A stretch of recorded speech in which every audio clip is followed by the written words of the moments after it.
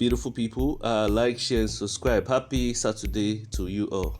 And good morning, good afternoon, and good evening from wherever you're watching.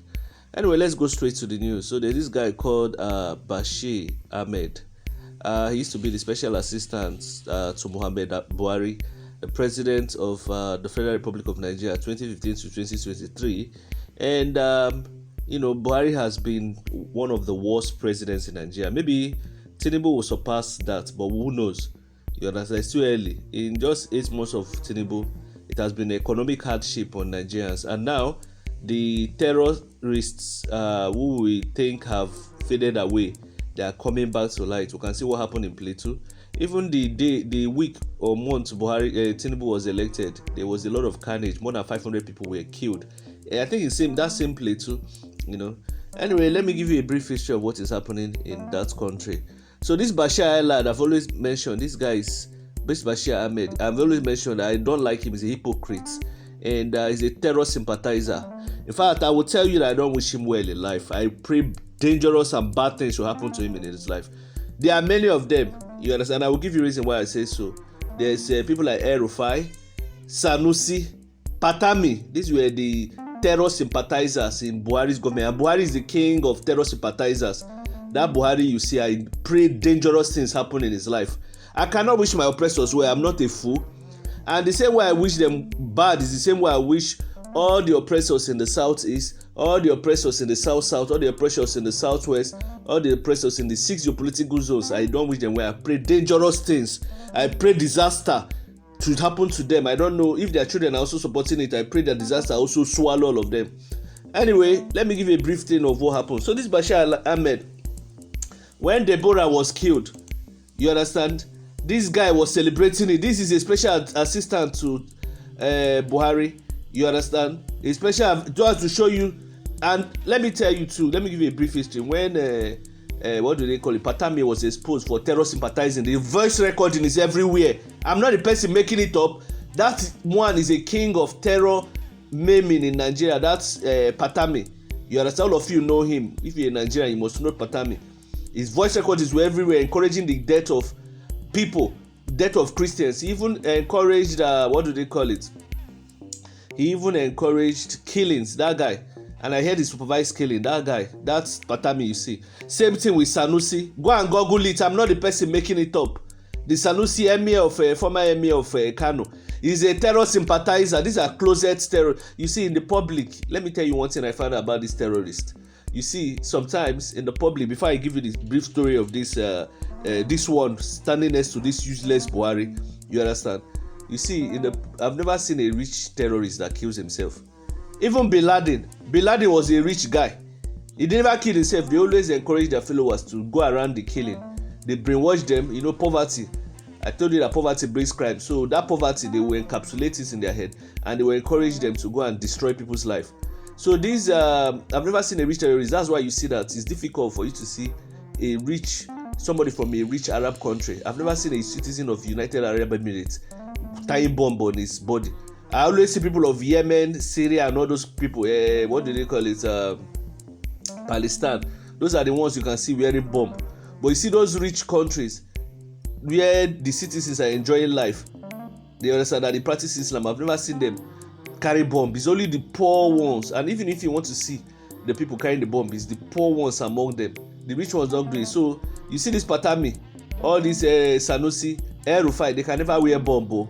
If you think they will wear bomb, you're wasting your time. They will only encourage people to wear bomb. Their own children, they will not encourage them to wear bomb. I never remember one day when Bin Laden's children ever wore bomb. Anyway, these stories I'm saying, just go and Google it. Type the links, relationship between Sanusi and terrorists. Go to Google. The relationship between El-Rufai, Southern Kaduna, and terrorists.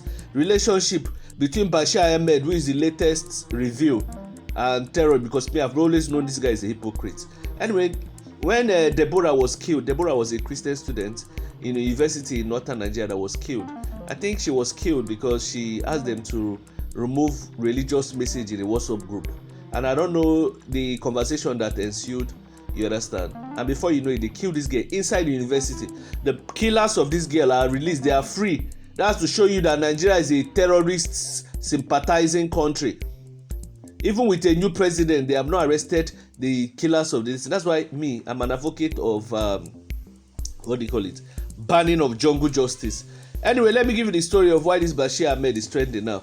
This Bashir Ahmed was encouraging the death of Deborah, and he said, look at what he said. I can't pretend or keep silent. I support the death penalty for blasphemy. That's my belief, and I do not and we never support I don't know what he was saying. Save Kanonai. You understand what I'm saying? This guy, he said it on Twitter. He's a terrorist. This is a Buhari. Look at him and Buhari drinking kunu. Buhari can never be well with you. Anywhere you are, I pray dangerous sickness meet you. And I want you to feel the pains. You encourage a lot of things. This Buhari was saying that we should give your land so that terrorists will not kill you. This same Buhari, this same terrorist. Are you seeing what we are saying? So they are everywhere all over the country when you see them. Terror lovers, terror sympathizers, terror advocates.